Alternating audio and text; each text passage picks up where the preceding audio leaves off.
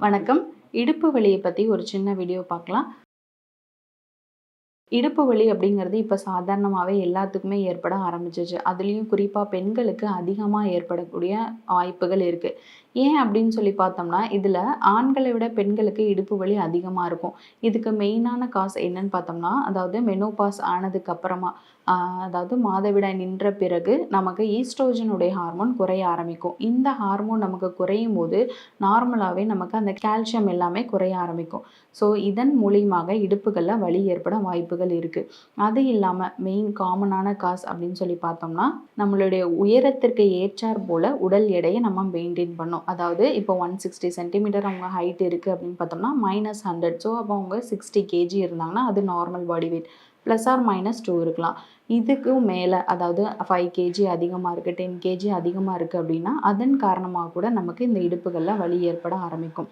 அதே மாதிரி கேர்ள்ஸா இருந்தாங்கன்னா, அதாவது லேடீஸா இருந்தாங்கன்னா, அவங்களுடைய மாதவிடாய் எல்லாம் அவங்களுக்கு சரியா இருக்கா அப்படிங்கிறத நம்ம பார்த்துக்கணும்.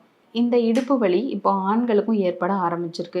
அவங்களுக்கு என்ன காரணத்தினால ஏற்படும் அப்படிங்கிறது, லாங் டிரைவிங் அதாவது வண்டியில ரொம்ப நேரமா டிராவல் பண்றனால அவங்களோட போஸ்ச்சர் சரியா இருக்காது. அதே மாதிரி சிஸ்டம் முன்னாடி உட்காந்து ஒர்க் பண்றவங்க, அவங்களும் ரொம்ப நேரமா உட்காந்து ஒர்க் பண்றனால அவங்களுடைய சிட்டிங் போஸ்ச்சர்ஸ் வந்து சரியா இருக்காது. இதில ஏதாவது சேஞ்சஸ் ஆகறனால கூட இடுப்பு வலி ஏற்பட வாய்ப்புகள் அதிகமா இருக்கு.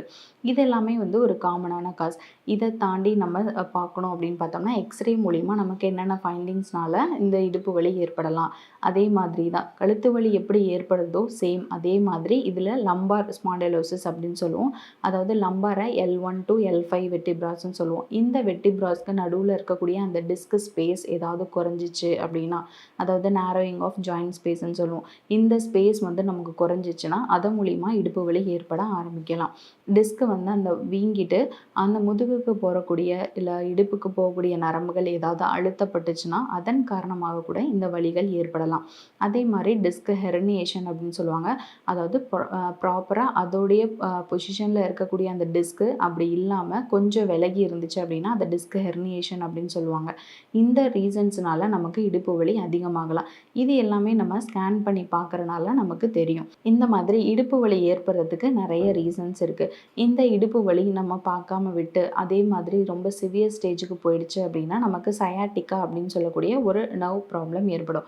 அதாவது இடுப்புக்கு போறக்கூடிய நரம்புகள் வந்து பாதிப்படைஞ்சு, அந்த நரம்புகள் வந்து வீக்கமாகறனால நமக்கு வலிகள் அதிகமா ஏற்படலாம். இது ஸ்டார்ட்டிங்ல இடுப்புல வலியா ஆரம்பிச்சு, நெக்ஸ்ட் அந்த வலி வந்து முழங்கை, முழங்கால், தொடைப்பகுதி, கால் வரைக்கும் பரவ ஆரம்பிக்கும். ஸோ, இப்படி ஏற்படக்கூடிய பெயின் வந்து நமக்கு கெண்டைக்கால் சதையை இழுத்து பிடிச்ச மாரி ஒரு விதமான வலி. கால் வந்து மரத்து போறது, உட்கார்ந்தா சடனா எந்திரிக்க முடியாது.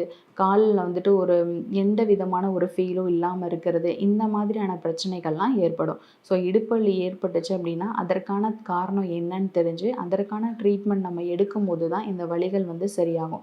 ஸோ, ஸ்டார்ட்டிங்லேயே எந்த விதமான வலியா இருந்தாலும் சரி, ஆரம்பத்திலே பார்த்துக்கிறது நல்லது. ஏன்னா சிவியர் ஸ்டேஜுக்கு போகும்போது அதோடைய தீவிரமும், அதோடைய சிம்ப்டம்ஸ் நமக்கு அதிகமா இருக்கும். ஸோ, ஆரம்பத்திலே அதுக்கான ட்ரீட்மெண்ட் எடுத்து, அதுக்கான ரிசல்ட் பார்க்கறது ரொம்ப நல்லது. இந்த இடுப்பு வலி ஏற்படுறதுக்கு முக்கியமான காரணம் வாதம் தான். அதாவது சித்த மருத்துவத்தில வாதத்தில 80 வகை அப்படின்னு சொல்லுவாங்க.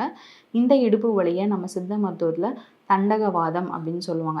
அதாவது லம்பார் ஸ்பாண்டிலோசிஸ். இதுவும் வாதத்தினால ஏற்படக்கூடிய ஒரு விதமான வலி தான்.